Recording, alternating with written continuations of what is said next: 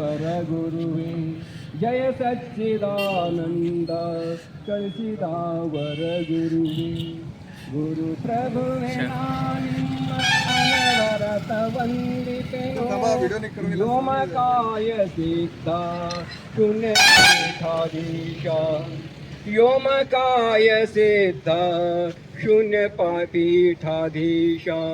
ಶೂನ್ಯಪೀಠಾಧೀಶ ಜೈ ಗುರು ಬಸವೇಶ್ವರ ಮಹಾದೇವ್.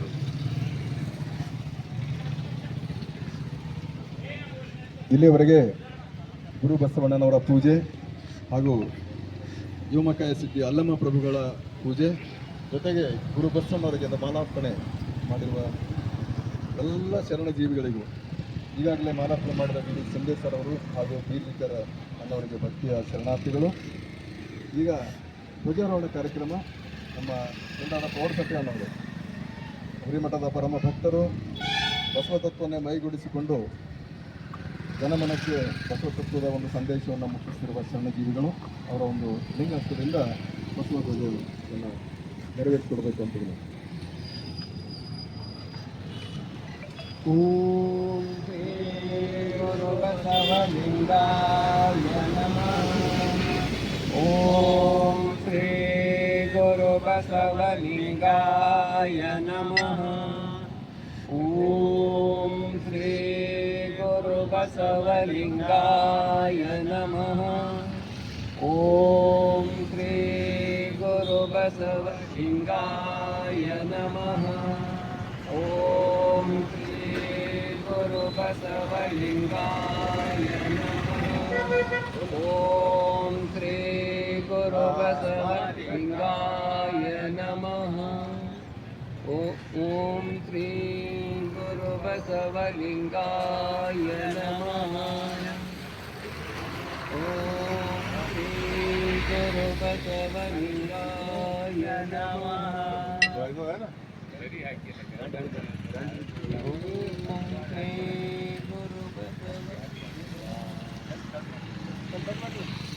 ಇಲ್ಲ ಆ ಕಡೆ ಅದು ಇದು ಬರಬರ್ತಿದ್ದೀನ ಜರ ಎದ್ರ ಆಯ್ತದ.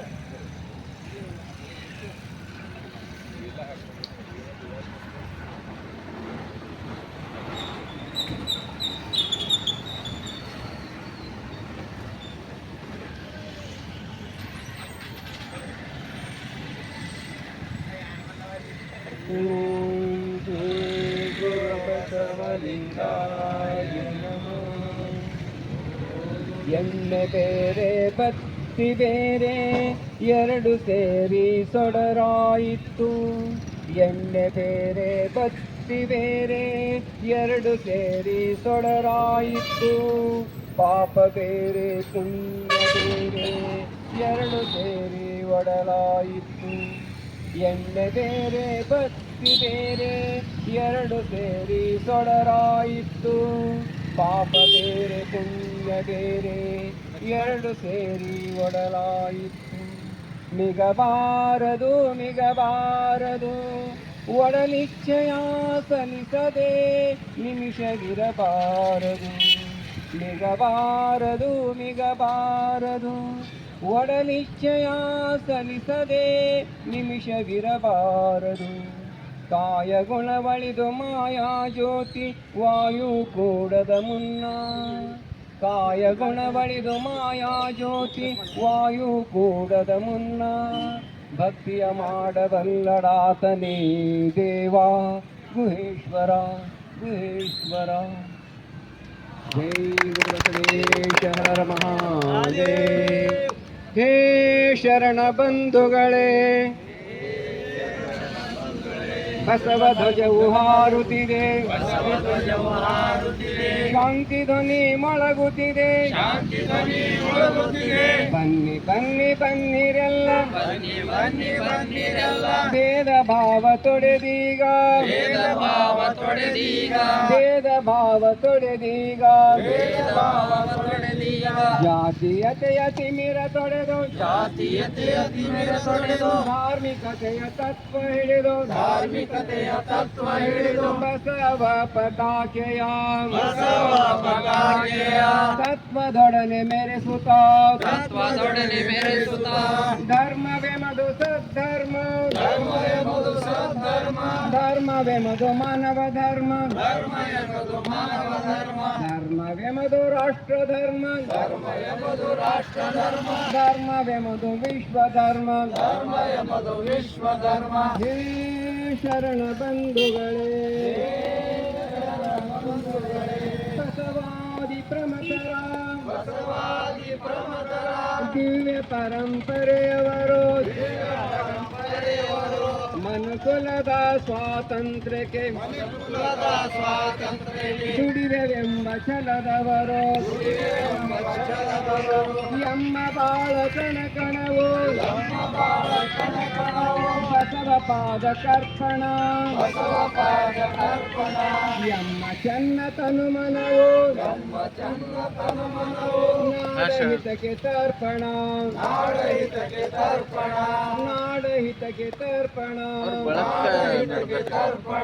ಹೇ ಶರಣ ಬಂಧುಗಳೇ ನಾಳೆನೆ ಜಾತಿ ಮತ ಪಂಥಗಳ ಕೀಳು ಭಾವ ಅಳಿಸುವ ಭಿನ್ನ ಭೇದ ಮರೆತು ಬಾಳುವ ಪ್ರೇಮ ಭಾವ ಬೆಳೆಸುವ ಶಾಂತಿ ಸ್ನೇಹ ಪ್ರೇಮ ಸಮತೆ ಅಂಗವಿಸಿ ಬಾಳುವ ಬಸವ ಧರ್ಮ ಪ್ರಣತೆಯುರಿಗೆ ಬಾಳ ತೈಲವೆರೆಯುವ ಬಸವ ಧರ್ಮ ಪ್ರಣತೆಯುರಿಗೆ ಬಾಳ ತೈಲವೆರೆಯುವ ಹೇ ಶರಣ ಬಂಧುಗಳೇ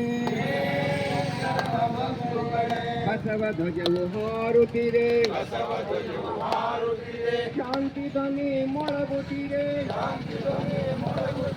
ಬನ್ನಿ ಬನ್ನಿ ಬನ್ನಿರೆಲ್ಲ ಭೇದ ಭಾವ ತೊಡೆದೀಗ ಭೇದ ಭಾವ ತೊಡೆದೀಗ ಹೇ ಶರಣ ಬಂಧುಗಳೇ ಹೇ ಶರಣ ಬಂಧುಗಳೇ ಹೇ ಶರಣ ಬಂಧುಗಳೇ ಬಸವ ಧರ್ಮದ ಷಟ್ಸೂತ್ರ ಘೋಷಣೆ ನಮ್ಮ ಧರ್ಮಗುರು ವಿಶ್ವಗುರು ಮಂತ್ರ ಪುರುಷ ಬಸವಣ್ಣನವರು ನಮ್ಮ ಧರ್ಮ ಸಂಹಿತೆ ಸಮಾನತೆ ಸಾರುವ ವಚನ ಸಾಹಿತ್ಯ ನಮ್ಮ ಧರ್ಮ ಲಾಂಛನ ಸೃಷ್ಟಿಕರ್ತ ಲಿಂಗ ದೇವನ ಕುರುಹಾದ ಇಷ್ಟಲಿಂಗ ನಮ್ಮ ಧರ್ಮ ಕ್ಷೇತ್ರ ಗುರು ಬಸವಣ್ಣನವರ ಐಕ್ಯ ಕ್ಷೇತ್ರ ಕೂಡಲ ಸಂಗಮ ಶರಣ ಭೂಮಿ ಬಸವ ಕಲ್ಯಾಣ ತ್ಯಾಗ ಭೂಮಿ ಸುಕ್ಷೇತ್ರಗಳಿವೆ ನಮ್ಮ ಧರ್ಮ ಧ್ವಜ ಇಷ್ಟಲಿಂಗ ಷಟ್ಕೋನ ಸಹಿತ ಗುರು ಬಸವ ಧ್ವಜ ನಮ್ಮ ಧರ್ಮದ ಧ್ಯೇಯ ಜಾತಿ ವರ್ಣ ವರ್ಗರಹಿತ ಧರ್ಮ ಸಹಿತ ಕಲ್ಯಾಣ ರಾಜ್ಯ ನಿರ್ಮಾಣ ಶರಣ ಸಮಾಜ ನಿರ್ಮಾಣ ಜಯ ಬಸವರಾಜ ಭಕ್ತ ಜನ ಸುರಭೋಜ ಜಯತು ಮಹಾಕಾರಣಿಕ ಲಿಂಗ ದೇವನ ಘನ ತೇಜ ಜಯತು ಕರುಣಾ ಸಿಂಧು ಭಜಕ ಜನ ಬಂಧು ಜಯ ಇಷ್ಟದಾಯಕ ರಕ್ಷಿಸು ಶ್ರೀ ಗುರು ಬಸವ ರಕ್ಷಿಸು ಶ್ರೀ ಗುರು ಬಸವ ರಕ್ಷಿಸು ಶ್ರೀ ಗುರು ಬಸವ ಜೈ ಗುರು ಬಸವೇಶ್ವರ ಮಹಾದೇವ विश्व गुरु बसवेश्वर महात्मा की जय सकल शरण संतों की जय शरणो शरणार्थी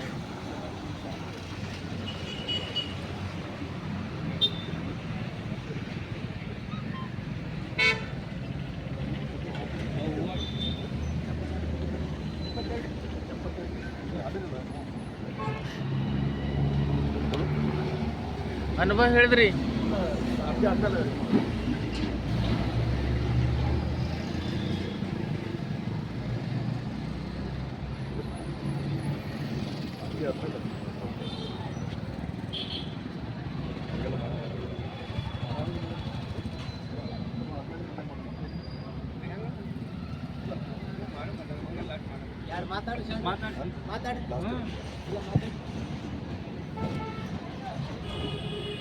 ಓಂ ಶ್ರೀ ಗುರು ಬಸವಲಿಂಗಾಯ ನಮಃ.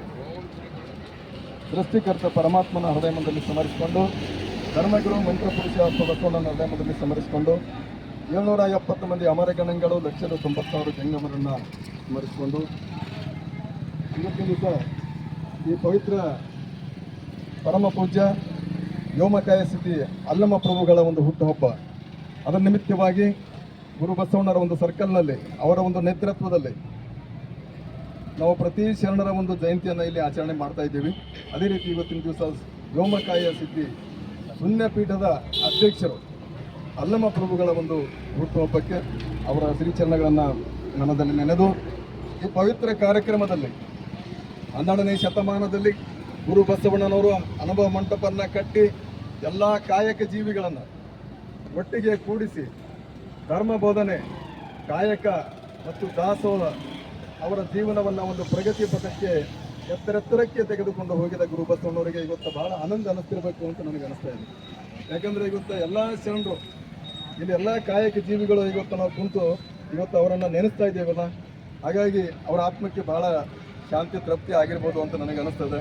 ಹಾಗಾಗಿ ಎಲ್ಲ ಶರಣರು ನಿಮ್ಮೆಲ್ಲರ ಇವತ್ತಿನ ದಿವಸ 12ನೇ ಶತಮಾನದಲ್ಲಿ ನಾವೇನು ಕಂಡಿಲ್ಲ, ಅವರ ಸ್ವರೂಪವಾಗಿ ಇವತ್ತು ಹರಳಯ್ಯನವರು, ಕುಂಬಾರ ಗುಂಡಯ್ಯನವರು, ಹಡಪ ದಪ್ಪಣ್ಣನವರು, ಕುರುಬ ಗೊಲ್ಲಾಳನವರು, ಐದಕ್ಕಿ ಮಾರಯ್ಯ ಲಕ್ಕಮ್ಮನವರು ಇವತ್ತೆಲ್ಲರ ಕಾಣಬೇಕು ಅಂದರೆ ಬಾಚಿ ಕಾಯಕದ ಬಸವಯ್ಯನವರು, ಮಡಿವಾಳ ಮಾಚಿದೇವರು, ಹೂಗಾರ ಮಾದಯ್ಯನವರು ಇವತ್ತೆಲ್ಲರ ಕಾಣಬೇಕು ಅಂತಂದ್ರೆ ನಿಮ್ಮೆಲ್ಲರ ಹೃದಯದಲ್ಲಿ ಇವತ್ತು ನಾವೆಲ್ಲ ನೋಡ್ತಾ ಇದ್ದೀವಿ. ಅದೇ ಸಾಕ್ಷಾತ್ ಅನುಭವ ಮಂಟಪನ್ನೇ ಇವತ್ತು ಬಂದು ಇವತ್ತು ಬಸವಣ್ಣ ಸರ್ಕಲ್ನಲ್ಲಿ ನಿಂತಿದೆ. ನಂಗೆ ಅಷ್ಟು ಆನಂದ ಆಗ್ತದೆ ನಾವು ಇನ್ನು ನೆನೆಸ್ಕೊಂಡ್ರೆ. ಹಾಗಾಗಿ ನಿಮ್ಮೆಲ್ಲರ ಶ್ರೀಚರಣಕ್ಕೆ ನನ್ನ ಭಕ್ತಿಯ ಶರಣೋ ಶರಣಾರ್ಥಿಗಳು. ಸಾರಿ, ಮತ್ತೆ ಶರಣರು ಹೋಗೋರು ಮರೀತಾರೆ. ಕಮ್ಮರ ಕಲ್ಲಯ್ಯನವರು ಸಹಿತ 12ನೇ ಶತಮಾನದಲ್ಲಿ ಶಿವಯೋಗಿ ಸಿದ್ದರಾಮೇಶ್ವರ ಶಿಷ್ಯರು ಅವರಿಂದ ದೀಕ್ಷೆಯನ್ನು ಪಡೆದು ಆ ಭಾಗಕ್ಕೆ ಸಿದ್ದರಾಮೇಶ್ವರ ಕಲ್ಯಾಣಕ್ಕೆ ಬಂದಾಗ ಕಲ್ಲಯ್ಯನವರೇ ಅಲ್ಲಿ ಸೊಲ್ಲಾಪುರದ ಎಲ್ಲ ಆಗು ಹೋಗನ್ನು ನೋಡ್ಕೊತಿದ್ರು. ಅಂಥ ಒಂದು ಕಲ್ಲಯ್ಯ ಶರಣರು ಒಂದು ಸಮಾಜದವರು, ಅವರಿಗೂ ಕೂಡ ನಮಗೆ ಭಕ್ತಿಯ ಶರಣಾರ್ಥಿಗಳನ್ನು ಸಲ್ಲಿಸ್ತೀನಿ.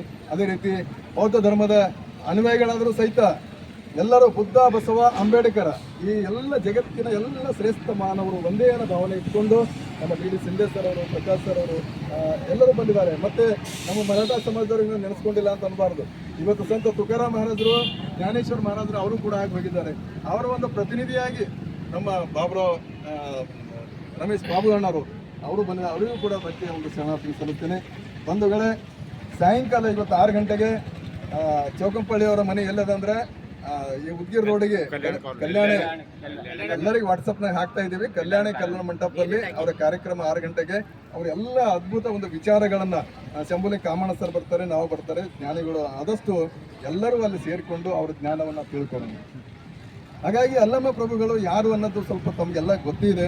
ಆದರೂ ಸಹಿತ ಇವತ್ತು ಅವರ ಹುಟ್ಟುಹಬ್ಬ ಅಂದರೆ ನಾವು ಸ್ವಲ್ಪ ಆದರೆ ಅವರದ್ದು ವಿಚಾರಗಳನ್ನು ವಿಚಾರ ತಿಳ್ಕೊಳ್ಳೋಣ. ಅಲ್ಲಮ ಪ್ರಭುಗಳು 12ನೇ ಶತಮಾನದಲ್ಲಿ ಎಂದು ಬಳ್ಳಿಗಾವಿ, ಇವತ್ತು ಶಿವಮೊಗ್ಗ ಜಿಲ್ಲೆಯ ಬಳ್ಳಿಗಾವಿಯಲ್ಲಿ ಅವರ ಒಂದು ಜನನ ಆಗ್ತದೆ. ಅವರು ಎಂಥ ಕಾಯಕ ಮಾಡ್ತಿದ್ರು ಅವ್ರಿಗೆ ಹಿರುಗೋಳಂದ್ರೆ, ಗುಡಿಯಲ್ಲಿ ಮುದ್ದಳೆ, ಈಗ ಮೃದಂಗ ಅಂತೀವಲ್ಲ ನಾವು, ಆವಾಗ ಆಗಿನ ಕಾಲಕ್ಕೆ ಮುದ್ದಳೆ ಬಾರಿಸ್ತಿದ್ರು ಅವರ ಹಿರುಗೋಳು. ಅದನ್ನೇ ಕಾಯಕ ಅವರು ಮುಂದುವರಿಸಿಕೊಂಡು ಅವ್ರು ಹೇಗಾಯ್ತು ಅಲ್ಲಮ ಪ್ರಭುಗಳಂದ್ರೆ, ವ್ಯೋಮಕಾಯ ಅಂದ್ರೆ ಅವ್ರಿಗೆ ಹೆಂಗಾಯ್ತು, ಬಯಲಲ್ಲಿ ಬಯಲು ಆಗ್ಬೇಕು ಅನ್ನೋದು ಅವ್ರಿಗೆ ಆ ಸಂಸಾರದ ಎಲ್ಲವನ್ನ ಬಿಟ್ಕೊಟ್ಟು ಆ ಮುದ್ದಳೆ ಬಾರಿಸ್ಕೊಂತ ಅದೇ ಮಧುಕೇಶ್ವರ ದೇವಸ್ಥಾನದಲ್ಲಿ ಮುದ್ದಳೆ ಬಾರಿಸ್ತಾ ಇದ್ರು. ಅವರ ಜೀವನದಲ್ಲಿ ಅನೇಕ ಘಟನೆಗಳು ಬರ್ತಾವೆ. ಒಂದು 4-5 ಘಟನೆಗಳು ಸಂಕ್ಷಿಪ್ತ ಹೇಳ್ತೇನೆ, ಮತ್ತೆ ಸಾಯಂಕಾಲದಲ್ಲಿ ನಾವು ಚರ್ಚೆ ಮಾಡೋಣ. ಅಲ್ಲಮ ಪ್ರಭುಗಳು ಹುಟ್ಟುತ್ತಲೇ ಆ ಸಾಕ್ಷಾತ್ ಶಿವನ ಒಂದು ರೂಪ ನನ್ಗೆ ಹಂಗೆ ಭಾವಿಸ್ತದೆ. ಯಾಕಂದ್ರೆ ಅವರು ಎಲ್ಲವನ್ನ ಈ ತ್ಯಾಗ ಮಾಡ್ಕೊಂತ ದೇಶ ಸಂಚಾರವನ್ನ ಮಾಡಲಿಕ್ಕೆ ಏನಂದ್ರೆ ಅಲ್ಲಿನ ಒಂದು ಮುದ್ದಳೆ ಬಾರಿಸೋ ಹೊತ್ತಿಗೆ ಅದೇ ಒಂದು ಅರಸನ ಮಗಳು ಮಾಯಾದೇವಿ ಅಂತ ಬರ್ತಾಳೆ.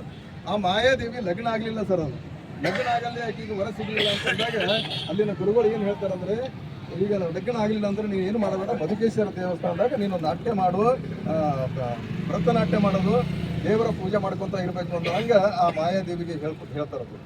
ಮಾಯಾದೇವಿ ಏನು ಮಾಡ್ತಾಳಂದ್ರೆ, ಈ ಅಲ್ಲಮ ಪ್ರಭು ಮುದ್ದಳೆ ಬಾರಿಸೋದು ನೋಡಿ ಆಕೆ ಮರಳಾಗ್ತಾಳೆ.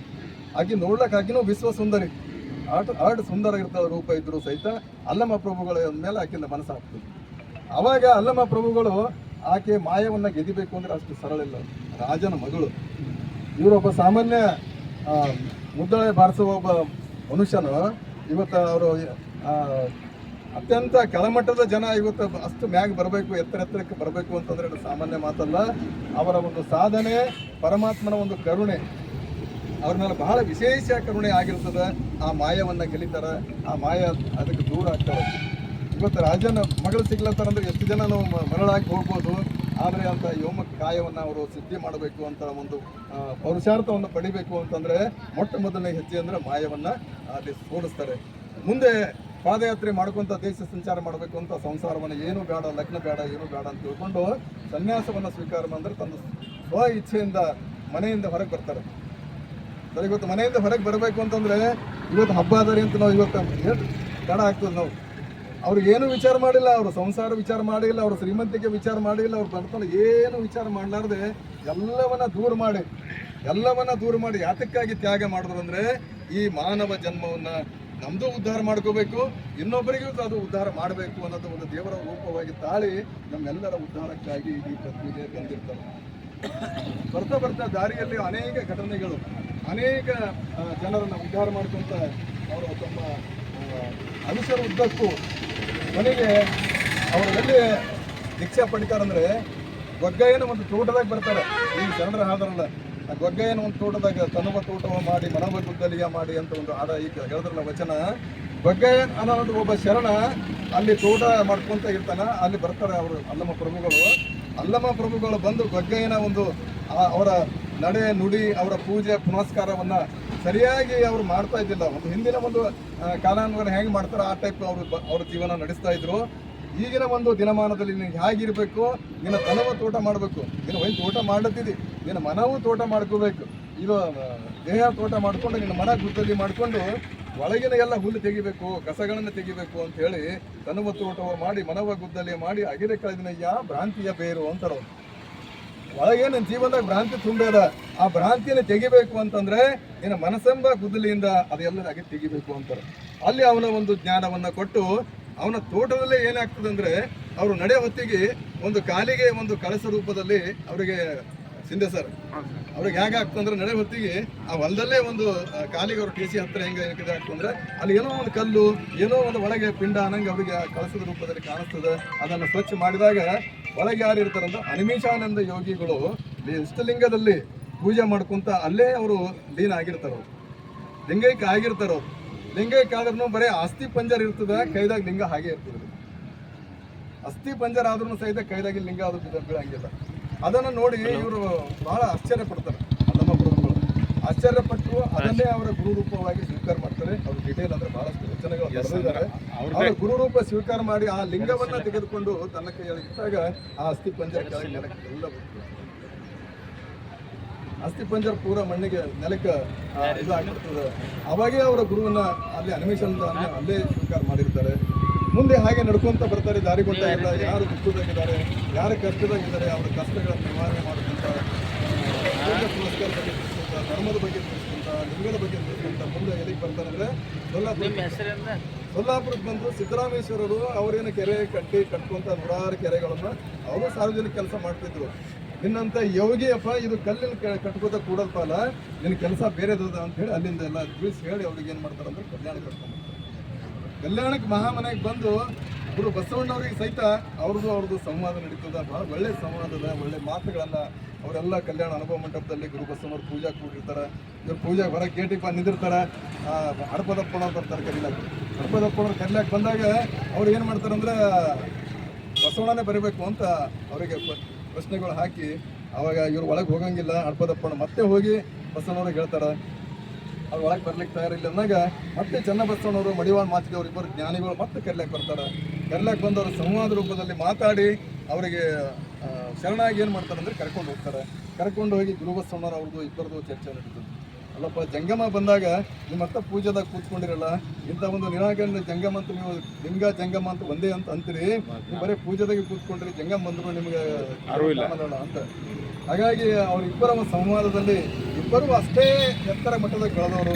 ಹಾಗಾಗಿ ಇಬ್ಬರು ಏನು ಇದಿಲ್ಲದೆ ಒಪ್ಕೊಂಡು ಅಲ್ಲಿ ಒಳಗೆ ಹೋಗ್ತಾರೆ. ಅನುಭವ ಮಂಟಪದಾಗ ಹೋಗ್ತಾರೆ. ಅನುಭವ ಮಂಟಪದಾಗ ಹೋದಾಗ ಮರಳು ಶಂಕರ ದೇವರು ಅಂತ 12 ವರ್ಷ ಹನುಮ ಮಂಟಪದಲ್ಲಿ ಸೇವಾ ಏನು ಮಾಡ್ತಾರಂದ್ರೆ ಎಲ್ಲರೂ ಊಟ ಮಾಡಿದ್ದು ಪತ್ರೊಳಗೆ ತೆಗೆದು ಎಲ್ಲ ಮುಸ್ಲಿಂ ಏನೇನು ಕಸ ತರ ಅದ್ರಾಗಿಂದ ಏನು ಉಳಿತದ ಅದ್ರಾಗಿಂದ ಸ್ವಲ್ಪ ತಿನ್ನೋದು ಚಲೋ ತಿಂದು ಆಯ್ಕೊಂಡು ಆ ಸ್ವಚ್ಛ ಮಾಡ್ಕೊತಾ 12 ವರ್ಷ ಅವ್ರು ಕಾಯಕ ಮಾಡಿದ್ರು. ಅದು ಯಾರಿಗೂ ಗೊತ್ತಾಗಿಲ್ಲ, ಯಾರೂ ಅವ್ರಿಗೆ ಗುರುತು ಮಾಡಿಲ್ಲ. ಮರಳು ಶಂಕರದವ್ರು ಎಲ್ಲಿಂದ ಬಂದ್ರು ಅಂದ್ರೆ ಅಫ್ಘಾನಿಸ್ತಾನದಿಂದ ಬಂದರು. ಅಂತ ಒಂದು ಅಷ್ಟು ದೂರಿಂದ ಬಂದು ಅವ್ರಿಗೆ ಯಾರೂ ಗುರುತು ಮಾಡಿಲ್ಲ. ಅಲ್ಲಮ್ಮ ಪ್ರಭು ನೋಡಿದ ತಕ್ಷಣ ಇಲ್ಲೊಂದು ರತ್ನ ಕಂಡೆ ಅಂತಾರೆ. ಇಲ್ಲ ಒಂದು ಬಂಗಾರ ಅಂತ ರತ್ನ ಇಲ್ಲಿ ನಾನು ಅದ ಬಸವಣ್ಣನವರೇ, ನೀವು ಇದಕ್ಕೆ ಇಷ್ಟು ವರ್ಷ ಆಯ್ತು ಯಾರು ನೀವು ನೋಡಿಲ್ಲಲ್ಲ, ಇದು ನೋಡುವ ಕಣ್ಣು ಬೇಕು, ನೋಡುವ ಮನಸ್ಸು ಬೇಕು, ಅವಾಗ ಅದು ವಸ್ತು ಕಾಣ್ತದ ಅಂತ ಹೇಳ್ಕೊಂಡು ಎಲ್ಲರಿಗೆ ಹೇಳಿದಾಗ ಬಸವಣ್ಣವರು ಸಹಿತ ಅವ್ರಿಗೆ ಶರಣಾಗ್ತಾರೆ. ಮರಳು ಶಂಕರದವರಿಗೆ ಶರಣಾರ್ಥಿ ಹೇಳ್ತಾರೆ, ನಾನು ತಪ್ಪು ಮಾಡಿದಿನಲ್ಲ, ಗುರುತಿಸಿರಲಿಲ್ಲ ಅಂತ ಹೇಳಿ ಅವಾಗ ಎಲ್ಲರೂ ಅದಕ್ಕೆ ಎಲ್ಲ ಶರಣರು ಆ ಮರಳು ಶಂಕರ ದೇವರನ್ನು ಕೊಂಡಾಡ್ತಾರೆ. ಹೀಗಾಗಿ ಅಲ್ಲಮ್ಮ ಪ್ರಭುಗಳು ಆ ಶೂನ್ಯ ಪೀಠ ಅಲ್ಲಿ ಅನುಭವ ಮಂಟಪದಾಗ ನಿಂತಲ್ಲ, ಆ ಶೂನ್ಯ ಪೀಠದ ಅಧ್ಯಕ್ಷರಾಗಿ ಅವರ ಸೇವೆಯನ್ನು ಸಲ್ಲಿಸ್ತಾರೆ. ಅವರಿಗೆ ಇವ್ರ ಸಂಬಂಧ ಅವ್ರು ಕಾಯ್ತಾ ಇರ್ತಾರೆ. ಬಸವಣ್ಣವ್ರ ಅನುಭವ ಮಂಟಪ ಕಟ್ಟರು ಸಹಿತ ಇವರು ಬರಸ್ತನ ಶೂನ್ಯ ಪೀಠದ ಯಾರೂ ಅಧ್ಯಕ್ಷ ಮಾಡಿಲ್ಲ.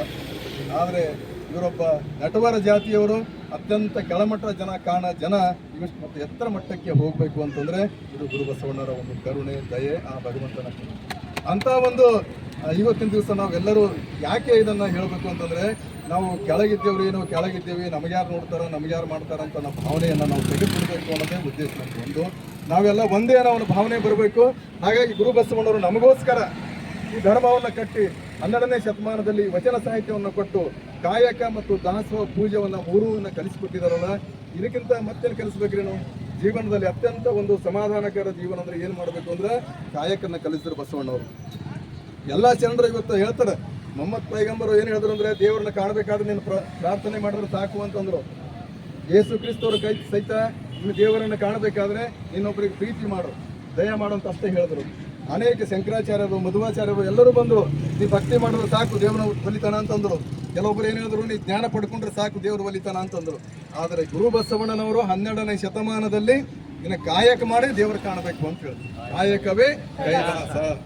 ಕಾಯಕವೇ ಕೈಲಾಸ ಅಂದ್ರೆ ಯಾಕೆ ಕಾಯಕ ಮಾಡಬೇಕು ಅಂತಂದ್ರೆ, ನಮ್ಮ ಜೀವನವನ್ನು ಸಾಕಬೇಕಾದ್ರೆ ನಮ್ಗೇನು ಬೇಕು? ಅನ್ನ ಬೇಕು, ಉಟ್ಕೊಳ್ಳೋಕೆ ಬಟ್ಟೆ ಬೇಕು, ಇರ್ಲಕ್ಕೆ ಒಂದು ಮನಿ ಬೇಕು, ಏನಾರ ಬೇಮಾರು ಬಂದ್ರೆ ಒಂದು ಔಷಧಿ ಬೇಕು, ಅದರ ಜೊತೆಗೆ ಜ್ಞಾನ ಬೇಕು ಅಂದರು. 5 ವಸ್ತುಗಳು ನಮಗೆ ಈ ಮನುಷ್ಯನಿಗೆ ಬೇಕಲ್ಲ. ಈ 5 ವಸ್ತು ಪಡ್ಕೋಬೇಕಾದ್ರೆ ನಾವು ಬರೀ ಪ್ರಾರ್ಥನೆ ಮಾಡಿದ್ರೆ ಸಿಗಲ್ಲ, ಬರೀ ಜ್ಞಾನ ಇದ್ರೆ ಸಿಗಲ್ಲ, ಬರೀ ಭಕ್ತಿ ಮಾಡಿದ್ರೆ ಸಿಗಲ್ಲ. ಅದಕ್ಕಾಗಿ ಗುರು ಬಸವಣ್ಣವರು ವಿಶೇಷವಾಗಿ ಕಾಯಕವೇ ಕೈಲಾಸ ಅಂತ ಕಲಿಸಿದ್ದು. ಕಾಯಕ ಮಾಡಿದ್ರೆ ಇವೆಲ್ಲ ಸಿಗ್ತಾವೆ. ಅದಕ್ಕಾಗಿ ಸತ್ಯಶುದ್ಧ ಕಾಯಕವನ್ನು ನಾವು ಎಲ್ಲರೂ ಈ ಕಾಯಕ ಜೀವಿಗಳು. ನಮ್ಮ ಹಿರುಗಳು ಮಾಡಿರ್ಬೋದು, ನಾವು ಮಾಡಲಿಕ್ಕಿಲ್ಲ, ಕೆಲವು ಜನ ಮಾಡ್ತಾ ಇದ್ದೀವಿ.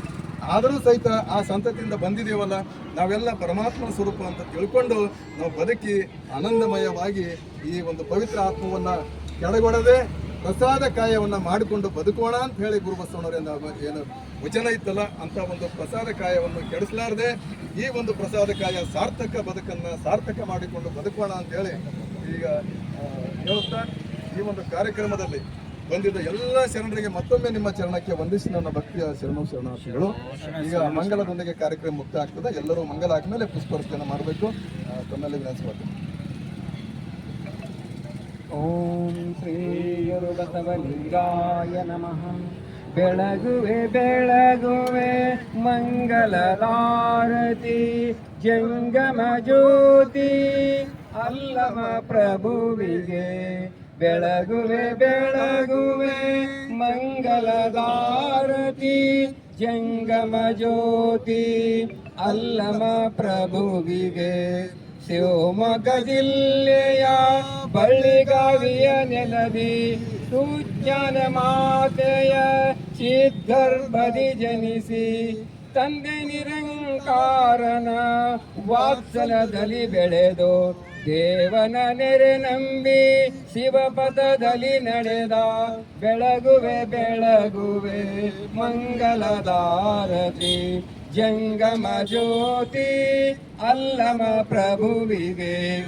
ಅನಿಮಿಷ ಯೋಗಿ ದೀಕ್ಷೆ ಹೊಂದಿ ಹರಿಯುವ ತೊರೆಯಲು ಅರಿವನ್ನು ನೀಡುತ್ತಾ, ಬಗೆ ಸಿದ್ಧಿಯ ಸಾಧಿಸಿ ಪಡೆದು ಬಸವ ಯೋಗ ಮಾರ್ಗಕ್ಕೆ ಪ್ರೇಮದಿ ಒಲಿದ ಬೆಳಗುವೆ ಬೆಳಗುವೆ ಮಂಗಲದಾರತಿ ಜಂಗಮ ಜ್ಯೋತಿ ಅಲ್ಲಮ ಪ್ರಭುವಿಗೆ ಗುರು ಬಸಪಥವನು ಮುದದಿಂದ ಹಿಡಿದು ಶರಣರ ಪ್ರೇಮದ ಭಿನ್ನಹಕ್ಕೆ ಒಲಿದು ಬಸವ ಕಲ್ಯಾಣದ ಅನುಭವ ಮಂಟಪದಿ ಶೂನ್ಯ ಪೀಠವನು ಏರಿದ ಜಗದ್ಗುರು ಬೆಳಗುವೆ ಬೆಳಗುವೆ ಮಂಗಲದಾರತಿ ಜಂಗಮ ಜ್ಯೋತಿ ಅಲ್ಲಮ